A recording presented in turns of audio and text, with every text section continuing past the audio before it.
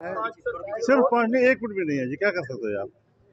कुछ आप भी खुदा का खौफ करें। हमारे मामलात इतने सही चीज जो आज जो बयान किया है उसकी तनाज़ में आप क्या कहते हैं? मेरे ख्याल में इस की हसासियत का अंदाज़ा आप इसी से लगाएं कि रियासती इदारे भी इमरान खान और उसके रजीम के मनफी किरदार से फट पड़े और रियासती इदारे उस वक्त मैदान में उतरते हैं जब किसी की कारकर्दगी, उसके किरदार, उसी की एक्टिविटी से रियासत को ख़तरा हो।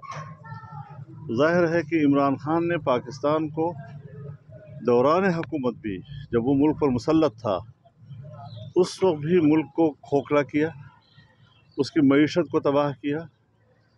आज दोबारा उस पाकिस्तान को अपने पाँव पे खड़े नहीं होने दे रहा है। और ज़ाहिर है कि दुनिया में कोई भी रियासत अगर माशी तौर पर इकनॉमिकली कोलैप्स कर जाए तो फिर रियासत जानिब हो जाती है। तो इस लिहाज से एक ऐसा शख्स कि जो इसी एजेंडे पे आया कि पाकिस्तान को दुनिया में कमज़ोर तरीन मुल्क बनाकर उसको दुनिया के नक्शे से ही मिटा दे और ऐसे एक दलदल की तरफ पूरे कौम को धकेल दिया कि इस वक्त क्यों आखिर ये इससे कई गुना बड़े मिलियन मार्च हमने किए हैं, आज़ादी मार्च किया है, इस्लामाबाद में हम 15 दिन रुके हैं।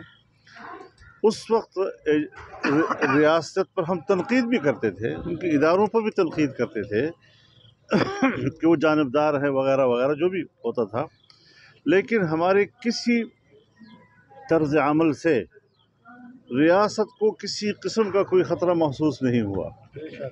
और नतीजतन हमने साबित किया कि जितने मुनज़्ज़म हमारे लोग हैं, जितने पुरअमन हमारे लोग हैं, जितनी रियासत से मोहब्बत करने वाले और पाकिस्तान से मोहब्बत करने वाले हमारे लोग हैं, उसका मुज़ाहरा किया, अमरन मुज़ाहरा किया। तो आज क्या हो गया?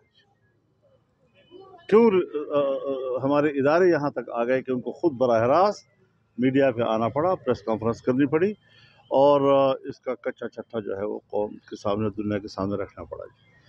तो ये शख्स जिससे सारी सियासत उसकी बेस करती है मकर पे, झूठ पे, फ्रॉड पे, और इसके अलावा उसके पास कोई मंशूर नहीं है।